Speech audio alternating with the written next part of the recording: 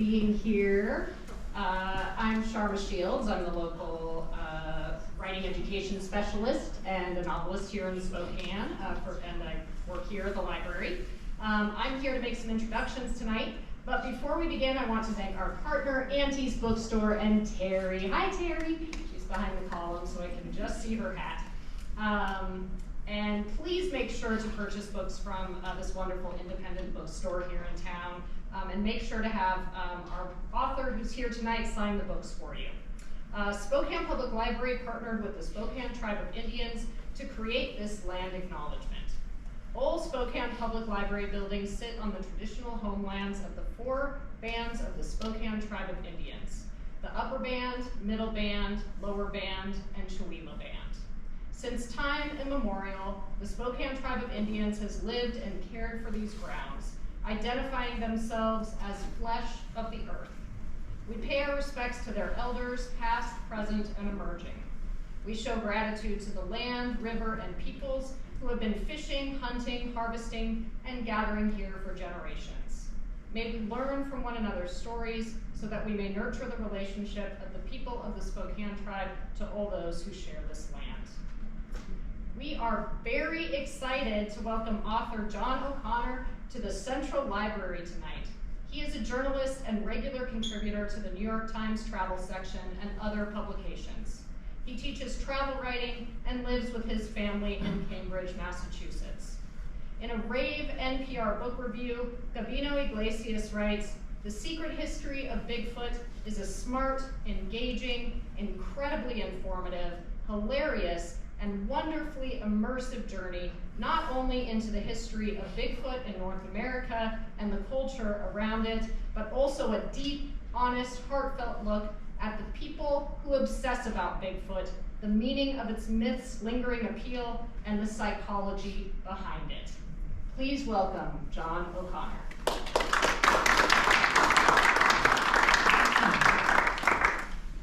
Thanks, Sharma. Thanks everyone for coming out. So I'm going to read from my first chapter, which is called Shadow Country, and appropriately takes place here in Washington State. When I began researching this book, I knew I wanted to come to Washington State. That was like top of my list. And I had never been here before, and I talked to a lot of folks in the early stages of research like Cliff Barrickman and Jeff Meldrum and some of those names you might know, kind of better known Bigfooters, and they were like, you don't have to come all the way out here. You can just go to like Ohio. And I was like, I'm from the Midwest. Like, I don't want to go there. I want to go to Washington State. It seemed important, not just to me, but just to the story. As you guys probably know, sort of the contemporary idea of Bigfoot really begins here, and has sort of reached its kind of highest iteration, I think, and also some of our oldest, like most ancient indigenous legends and lore kind of come from here. And so I wanted to come to Washington State and Oregon, and I came here in 2021 in the fall and spent 10 days here driving around and camping and hiking and meeting Bigfooters and just seeing as much as I could. And so anyway, and don't tell anyone else this, but this was my favorite part of this book, was coming out here and spending those 10 days here researching and just imbibing the whole experience. So, but I'm going to read from my first chapter, as I said. It's called Shadow Country, and just briefly from the first few pages, and then when I'm done, you guys might have some time to answer questions if you want to. So. Sometime in the night, the noise started. Quietly at first, then less quietly. Then it grew urgent, then livid, until it was positively beside itself, a free-form, sphincter-shuddering howl, attended by a near subliminal reverb, coming from just beyond my tent. I've been lying there, trying to sleep, feeling overly proud, feeling exultant, really, at having huffed up from the road that morning, carrying way too much. Up side-winding cloisters of Douglas fir, across scrubby fields of red hawthorn, while crickets pinged off my trekking poles, into meadows of pale valerian and purple heather, and tangy wild blueberries hardly bigger than nerds. over shattered rockfall, past weird hummocky deposits of turf that turned out to be marmot dens, along a narrow culvert whose edges tipped into the void, and onto this imposing yet minor summit of the northern Cascades, where, sweating and cursing like a farmhand, I'd plopped a flimsy tent below an abandoned fire lookout and climbed inside when the howling commenced. Suddenly, I was 8 years old again. As the night air shuddered, I shuddered too. I'd been deluded in coming here, had once more distilled my neurotic, citified armchair Jones for wilderness into a Sierra Club fantasy. Yet here I was, 15, maybe 20 miles from another soul, 25 from asphalt, 100 from the nearest Wendy's. It was a place where 2 hikers, including an ex-Marine, had gone missing in recent years. Like the narrator of the Rosemary Tonks poem, I'm being broken at this very moment. I sense prefrontal slippage, mass losing solidity. Before bedding down, I'd strung a bear bag among sagging cliffside spruce. But an inedible trail bar, the kind that gums up your intestines for 72 hours, lingered in a coat pocket. Ditto a sodden, zip-locked tangerine. To the proper audience, I was a rack of lamb. Only once in the Smokies had I encountered a wild bear. This high up, at this time of year, on this solitary spur, a bear would be odd. So I told myself. What then? Marmots? These adorable beefcake guinea pigs occupied the shoulders of my perch in a colony several dozen strong. When I'd first heard their shrill graveyard screams, it had shaken me to my core. But this wasn't that, was it? Which led me, by way of a certain line of thinking, to Bigfoot, or Sasquatch if you prefer, the strange and ghost-like forest being that local Sauk-Suwatl and Skagit Indian legends describe. The humanoid giant that European fur trappers and railroad men, loggers and miners claim to have encountered during their westward ravages. The quote-unquote abominable snowman that 2 boys, Mark Meese, 16, and Marshall Cabe, 14, ran into just east of here at Cub Lake in 1969. The monkey or gorilla that tourists saw crossing Highway 504 over in Cowlitz County. The source of eerie yowls like people yelling that elk hunters heard recently on Spencer Butte. The ogre, trickster, cave monster, mountain devil, wild man, and cannibal child slaver that nearly every indigenous American culture has a name for.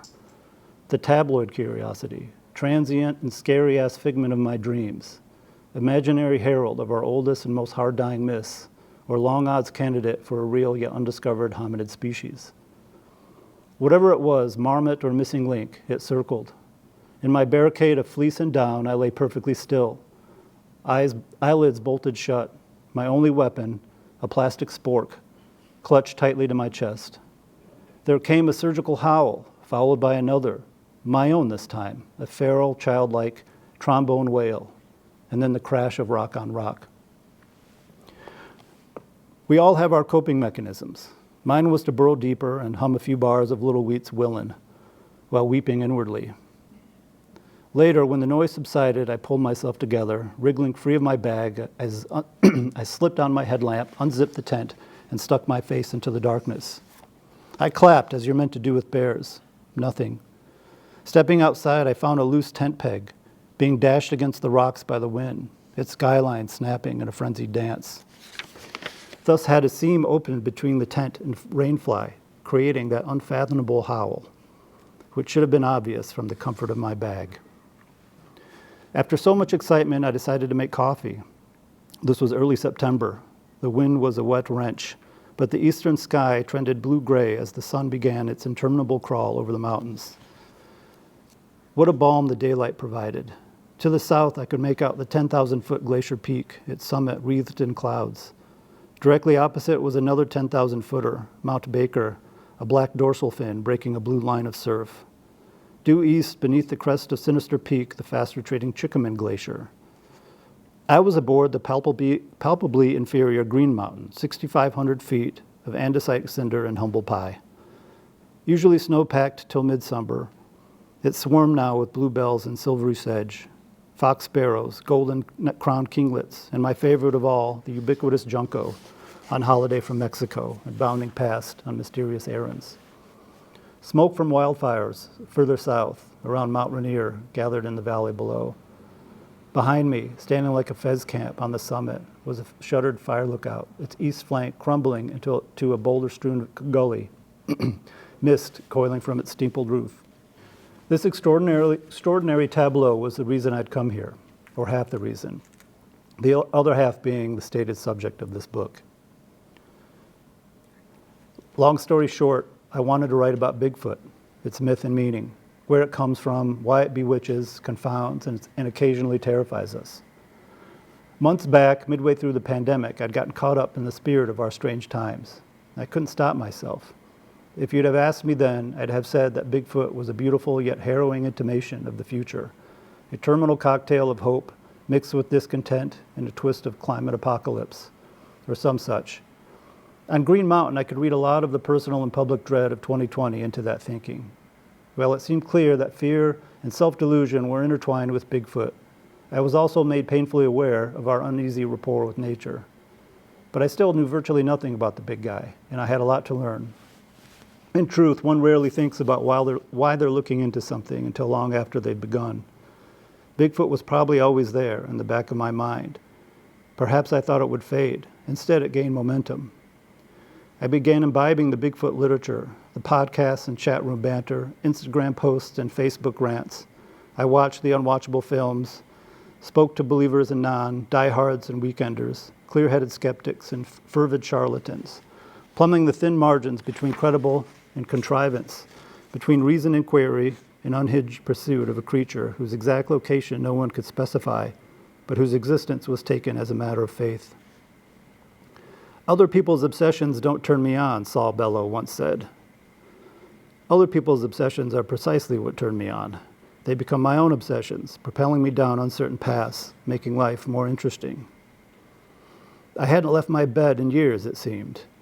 And when it became possible in the fall of 2021, I flew from Boston to the Washington Cascades, laden with instant noodles and COVID-19 self-tests. Not exactly to look for Bigfoot, but to see the landscape, arguably the biggest Bigfoot country in the lower 48, a 60,000 square mile glaciated column that backed all the way up into Canada. I had it on good authority that the Mount Baker Snoqualmie National Forest, and expressly this very Darlington Ranger District, was a favored Bigfoot haunt of late. Plus, it'd be big fun, sleeping under the stars, lying with a book under leafy crowns, to be moving again, taking part in the existence of things, as Keats put it, with an Aryan eyebrow raised at my quarantine hair and waistline, not knowing what the days would bring, knowing only that they wouldn't bring the drudgery of sameness, felt as vital as a beating heart. I'd been in such a yank to get here, and here I finally was. The spot to begin my field work, as I was calling it. A dark and unfathomable forest where 800-pound monsters roamed undetected, and where the imagination could lurch, unmediated, from one vision to the next. It was the most beautiful place I'd ever been, but I couldn't stay another minute. Its sheer beauty served only to intensify a desire to leave. Rattled by my sleepless night, I struck camp, humped on my pack, and headed down to my car. An hour later, I met a ptarmigan hen and cock on the trail, and lower down a pika, a short-eared and pissed-off cousin of the rabbit, scampered from its ferny den to eyeball me. I could hear everything that was going on, a nuthatch whistling, a crow flapping, grass stirring. Slowly the trees closed in, growing bigger and taller. Douglas fir and Engelmann spruce, western hemlock and bristlecone pine, their branches tied together in feathery loops. Stopping for a drink, a rifle shot cracked uncomfortably close by. It was 2 weeks before the high hunt. Picking up my pace, I crossed a hilltop and caught sight of a tarp and camp stove stashed away in some bushes. Other people, armed people, hadn't been so distant after all. Finding my car at the trailhead, I shook a beer from the styrofoam cooler and back, stifling the urge to pour it directly onto my face. The car was a rental. I drove it too quickly down a rutted Forest Service road, every spin of the wheels producing a hammer strike to the buttocks. It made camp on the Suwato River, a mile from Buck Creek. The site had a fire pit with a circle of stones and a log bench on which someone had scrawled, in Hunter Orange, Sasquatch 2021. The river was massive. It ran the color of dishwater around sandy islands choked with young alder and cottonwoods. From the centermost island, a few treacherous rock leaps away, I turned and stared back at the vertiginous world I'd left behind. A place I'd been so eager to leave suddenly exerted a gravitational pull. Bigfoot, I knew, like bears, would more likely appear near the river, a reliable food source. Still, I couldn't help but feel deflated and ashamed at having fled the upper air for the lower elevations, realizing too late that I'd succumbed to the lamest of cliches. Irrational fear is revealed to be exactly that. While the mountains had felt so alive, the chaos of the river beating past like a train drowned out even the birds. Pollocky swirls of dog tracks littered the banks, and a few bear prints, but no signs of Bigfoot, unless Bigfoot wore a size 9 Teva. Anyway, thank you.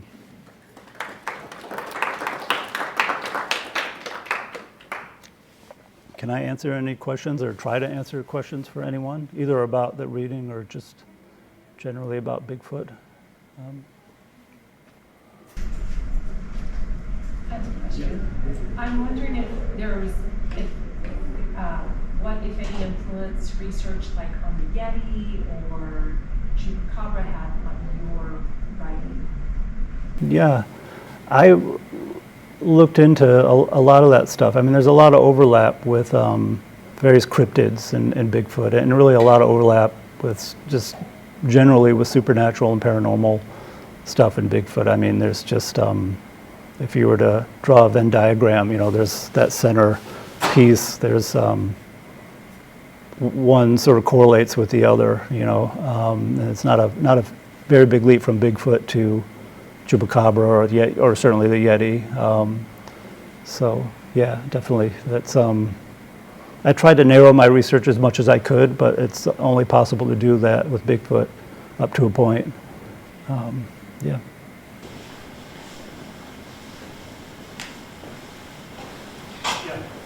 Yeah, I'm about a third of the way into the book, and I'm really enjoying it. But as I've been reading it, I keep thinking of in the X-Files, the show, the Mulder had that poster of the UFO, and it said, "I want to believe," and how much, you know, Bigfooters want to believe, and I'm just curious, like, as you spent time around these folks, like, what did you find the thing that was underneath that made them want to believe in Bigfoot?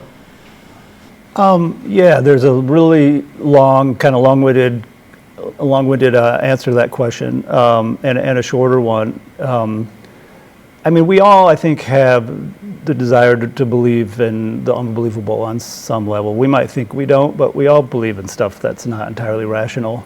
You know, for me, for Bigfooting in particular, I landed on three subheading topics several times, both in my kind of travels and interactions with Bigfooters and in my reading. And the first of those is just the sort of very long history of legend and lore that's just passed down the centuries. I mean, our myths die really hard. We love our myths. Whatever yearning that they evoke in us is really powerful. And the second thing was just kind of less flattering to human cognition, was just problems with vision and perception and memory and cognitive biases. And we very often just, whether or not we like to admit it, just really see what we want to see. And then the third thing is just, I think, some people might take issue with this, but what I think of is a kind of grief or regret over the kind of plundering of our landscapes. Remorse over the destruction, almost sort of wholesale wanton destruction of American ecology. Bigfoot is representative of our hope that maybe there's some wildness left out there, left in us and in our landscapes. And so I don't know if that answers your question at all, but that sort of was part of it for me. I mean, just the very basic kind of human desire to believe in the unbelievable, coupled with some more trenchant contemporary issues that just I think are present for most people, certainly for most Bigfooters. Yeah, it's a good question. Yeah. So throughout your research and meeting people who were, you're calling them Bigfooters, is that what the term is? Yeah. That they like, who did you come across that had like maybe the most believable type of story that they, Yeah. I would assume that they relate to you. Yeah. No, it's a great question, and I, you know, insofar as it's possible to kind of extract from my comments, you know, and any critique of like Bigfooters' own personal experiences and sightings, like I found all of them believable. I never got the sense that and I interviewed probably 100 plus Bigfooters, informally, informally. I never got the sense that anyone was, oh, sorry, I don't know if I can say that on public television, but anyone was lying or being dishonest. Like, I don't think that that's what's happening. I mean, and I always tried very hard to treat my subjects with respect. I don't think they're stupid. I don't think they're being dishonest. Something else is happening there, and I always found the stories really believable. And you'll see in the book that I have cataloged half dozen of them or so, and more or less in their entirety, because I wanted readers to read for themselves what almost verbatim how Bigfooters recount their stories, and not just have it kind of articulated through me.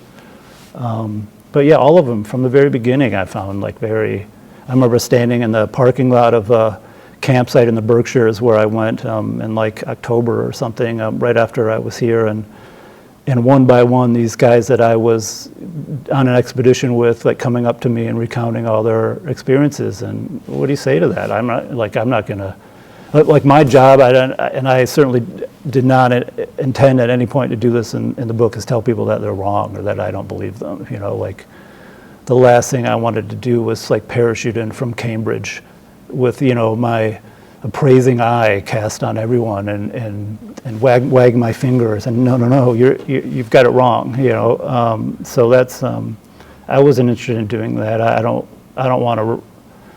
I certainly wouldn't want to read a book like that, and I think probably most people don't. So, yeah, but yeah, there's not much in terms of listening to people tell you about their experiences. There's, as odd as it might sound, you know, compared with sort of the general drift of my book, there's not much to discount, I say. That makes sense. Yeah. I mean, there are geographical cryptids across the world and across the country. What do you think it is about Bigfoot that makes it such a sort of global or universal thing? I mean, I know there are ones in, you know, North Carolina and the South and stuff, but it's not generally known in the way that Bigfoot is made. So what is it about Bigfoot, you think, that makes it such a topic for folks?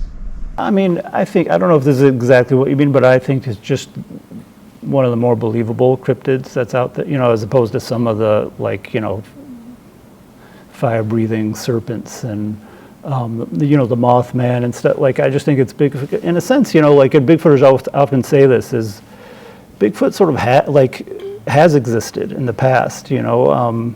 That one of the things you hear Bigfooters reference, Jeff Meldrum does this all the time, references an extinct hominid from Asia, went extinct about 1.5 million years ago, called Gigantopithecus blacki, which is basically, if you read the fossil record descriptions of it, is basically Bigfoot, a large ape, 10 foot tall, 1,000 pounds. It died out, you know, long ago. The Meldrum's contention, based on nothing except his own supposition, is that it crossed the Bering Sea land bridge with bison and other North American mammals. So, and that it's been living kind of an extant population of them hiding out in the Pacific Northwest somewhere and in British Columbia, Canada. But I think that's partly, it just seems so familiar. It looks like an ape. We know apes. It kind of looks like us. And it is one of the more, I don't want to say plausible, but compared to some of the cryptids that people talk about, it is one of the, you know, one of the ones that's easy to wrap your head around. So, yeah. Curious, did you come across any like multiple sightings where more than one person saw the same thing? Yes, indeed, yeah. In fact, 2 of the expeditions, so Bigfooters go on, if you guys aren't familiar, go on kind of expeditions, you know, around the country, looking for Bigfoots, obviously, but that are sort of organized, either loosely organized by local Bigfooting groups or run and organized by the BFRO. You guys know the Bigfoot Field Researchers Organization. They run about 12.5 around the country every year. And I went on two BFRO expeditions. I did 4 total, and 2 of them were BFRO. And 2 of those, one in Kentucky and one in the Berkshires, were people were having simultaneous kind of experiences and sightings, which you'll read all about. But it's without giving away too much. Yeah, that definitely. That does happen. You know, people. Especially on expeditions, are, again, I don't want to say too much, and I don't want to be unkind, but are primed to have a certain kind of experience. And I think, in my experience, end up having it. So this is something that Bigfooters are aware of too. You know, all this stuff about cognitive bias that I write about. Like, I learned a lot about that from Bigfooters. You know, they're the ones who they're aware. You know, that, again, they're not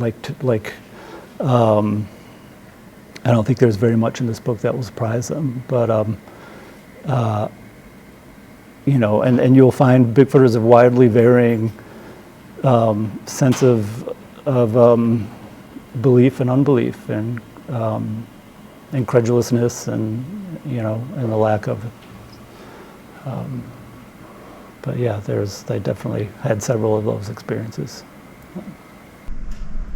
Yeah, over the past few decades, have there been any events which caused piqued interest in Bigfoot? You know, I think not that I know of, I think what's mostly piquing is the monetizing of it. These groups, I mean, no one's getting rich. I don't want to give you that impression, but you know, the internet.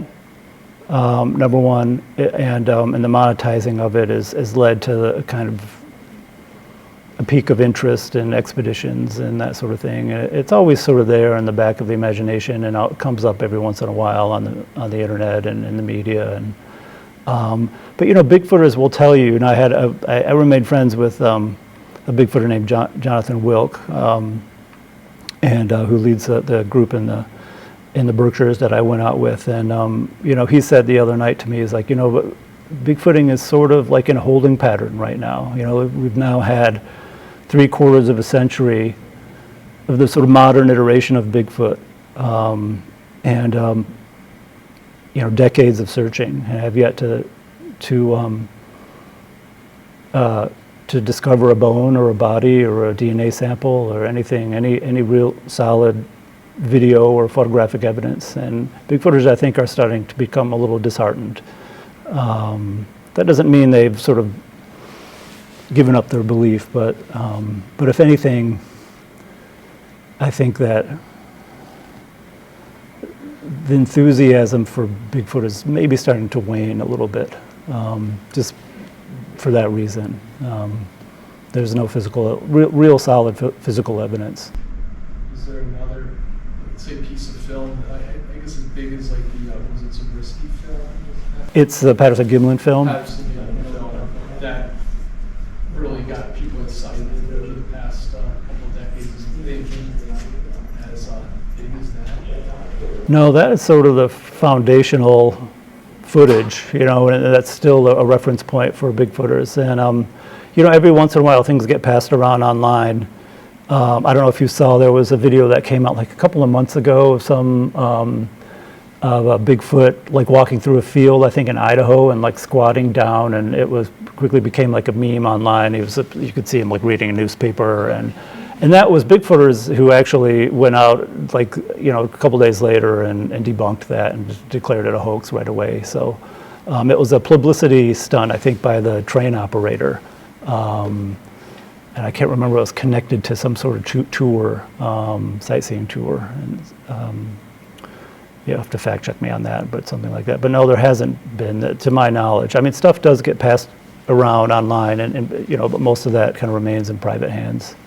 So. Yeah, you said you watched a bunch of Bigfoot movies and TV shows and stuff. Did you find any of them in particular enjoyable or fun? Yeah, they're definitely fun. Yeah, there's, you know, I mean, the obvious Harry and the Hendersons is. It's kind of was a foundational movie for me as a kid. There's a bunch of, John Landis, who made American Werewolf in Paris, got his very first movie was a Bigfoot movie, so sort of a B-list Bigfoot film. The what's it called? The Creature? No, the Legend of Boggy Creek is a big one. That was sort of a breakout hit in, I believe, in the early '70s. It takes place in and around Arkansas swamp called Boggy Creek. Some of them are sort of range from pretty enjoyable to barely tolerable to totally unwatchable. As many of that sort of genre movies do, so I love kung fu movies. I'd say the same about many kung fu movies.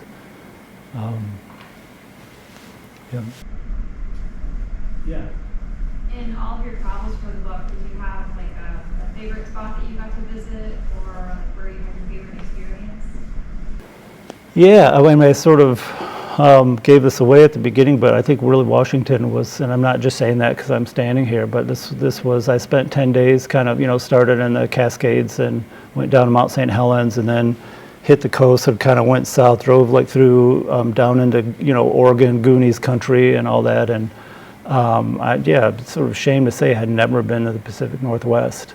And that experience that I just described on Green Mountain was, it was just so spectacular. That sort of landscape just doesn't exist out east. It just, our mountains kind of top out where like your proper western mountains begin, and it just, not that there's not great stuff there in the Berkshires and in Vermont, but yeah, there was just, I hadn't seen anything like that in a really long time. That was just a spectacular experience. And I spent a night on Buck Creek, basically, which has some personal resonance with me and with a character in the book who I write about. And I was kind of thrilled to be there and just be totally alone.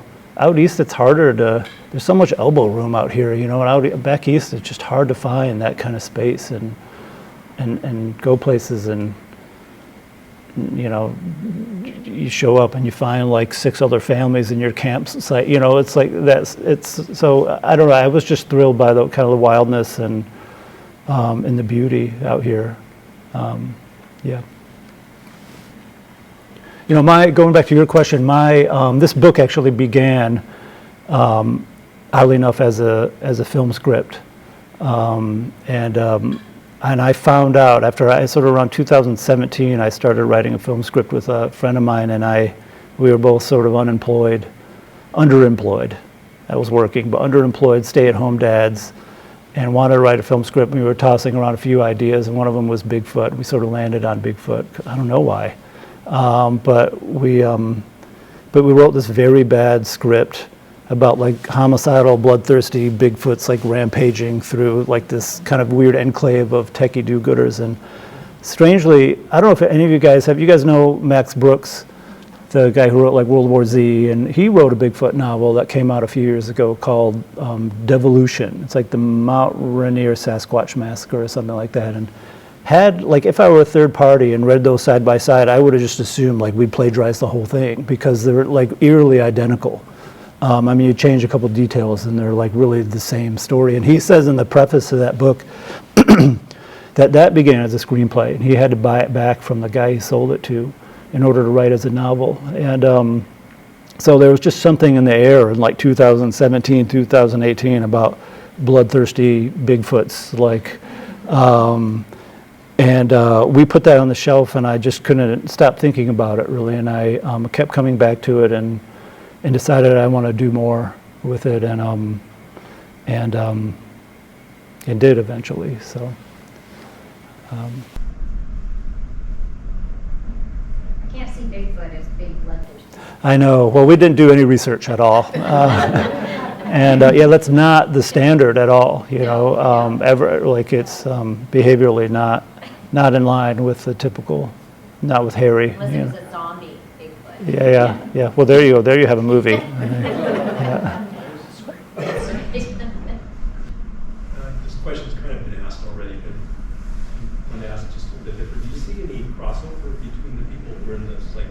Bigfoot Society with other kind of fringe groups, so to speak, kind of beliefs that some people might think of as weird? I mean, do they do other things? Yeah, definitely. That sort of goes back to the Venn diagram. You know, there's a lot of overlap with ghosts. I find that there's that came up a lot, and like at night around the campfire, ghosts, and that's not specific to Bigfooters, obviously, but there lots of people believe in ghosts, and Bigfooters definitely seem to be of that type also. And there is I talk about this a little bit in the book, and I don't want to put too fine a point on it, but there is a very kind of paranormal and supernatural beliefs sometimes really overlap with conspiracy theories, and that they are just kind of easy bedfellows. They're sort of opposite sides of the same coin, and I did find a lot of the latter in Bigfooting. Anyway, that's probably not what you meant exactly, but that's. No, actually, okay. So like ghost hunters during the day and Bigfoot people for rocks. Yeah.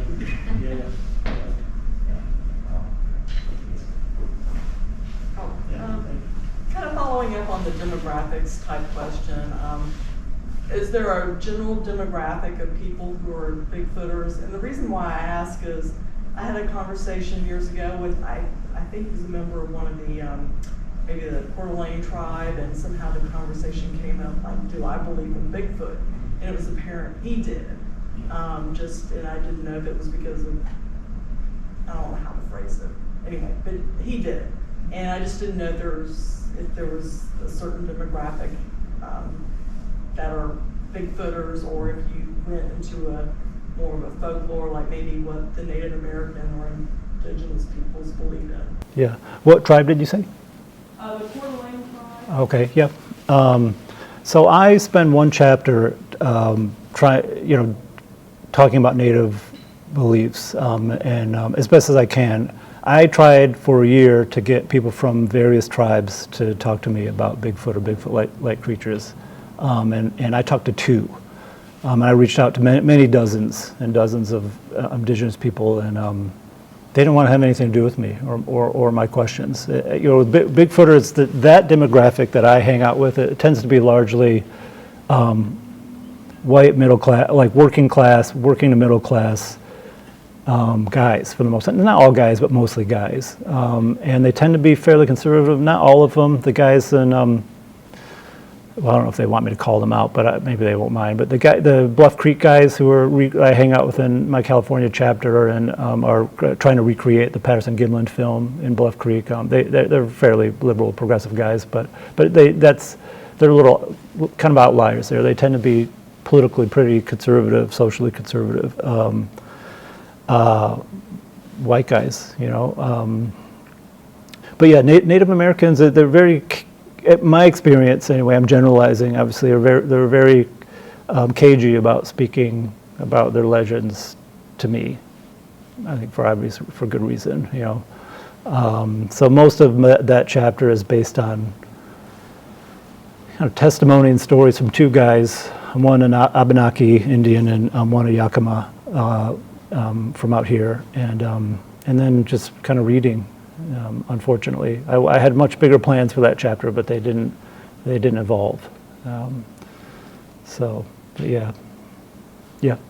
So you actually just touched on this right now, but so you probably had a general outline of what you're going to write, and then gets shaped by whoever you interview and go forth. But was there anything that you heard that really shifted your narrative, or were there any avenues that you wish that you could have explored more, like it sounds like this chapter, or anything that you wish you could have done differently or have included, maybe a sequel, part 2? This is going to probably sound really silly, but I desperately wanted to talk to a guy named Rick Baker. Do you guys know that name?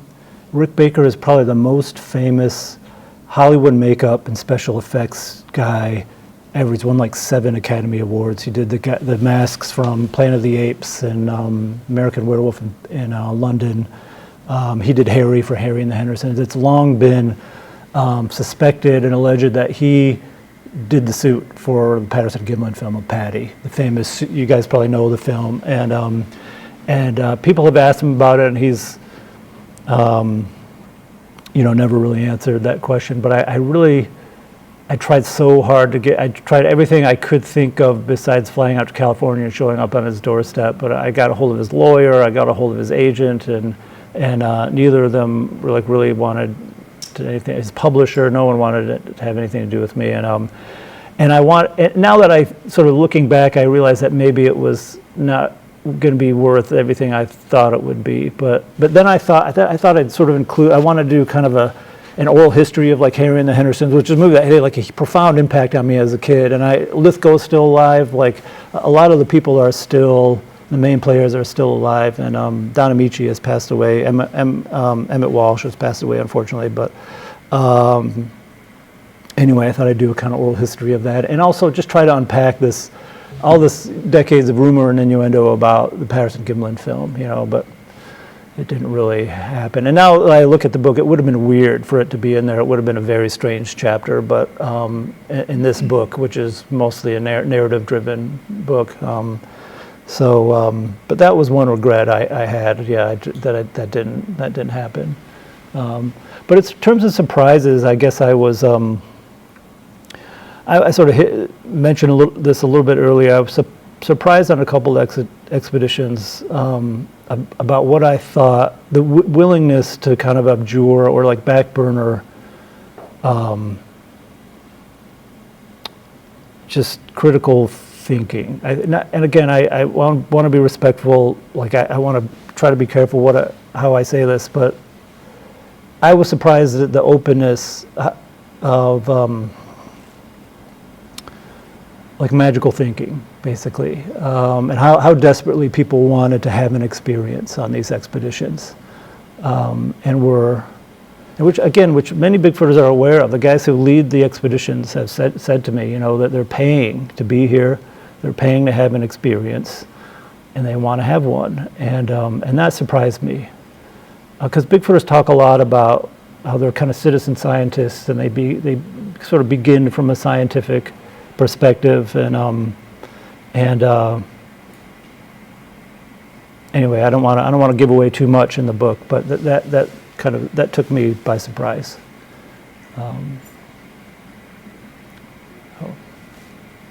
Yeah. So after you've gone through this, and talked with people, you've read the books, you've watched the shows, the movies, what's your take on it? Do you think it exists? It did exist? It's still alive? What's your take? So I have a real cop-out answer to that. Yeah, I say, which I don't like to say that explicitly, because one, it is a spoiler. I really want readers to kind of discover that by themselves. I think my beliefs, my opinions become pretty clear eventually, but I really tried really hard to just sidebar my own thoughts about Bigfoot. I just didn't want it to interfere in the reading experience, and I didn't think it was fair to Bigfooters for me to always be in there editorializing and stuff. I mean, I have some thoughts about what I think is happening, but I didn't want to. I mean, I'm definitely in the book. It's kind of narrative driven, first person narrative driven, but I try to stay out of the lens as much as I can, and I wanted my ideas to stay out as much as I could too. I tried to be fair to the truth, however, and I have to say that I believe absolutely that we must,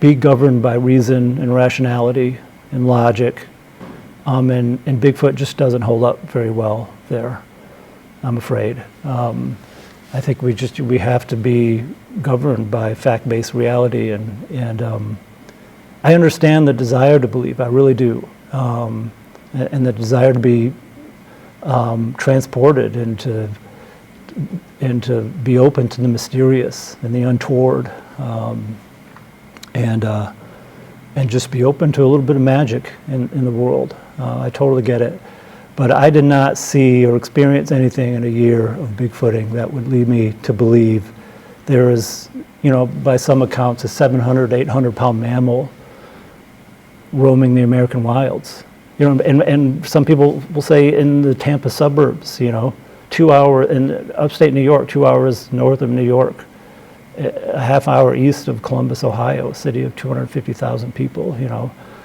It's not a salamander, you know, which was, they just discovered or rediscovered what they thought was an extinct species of salamander in Massachusetts or in Maine.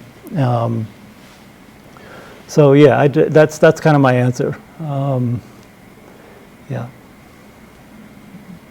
Well, thank you everyone for coming out. I really appreciate it. Thank you.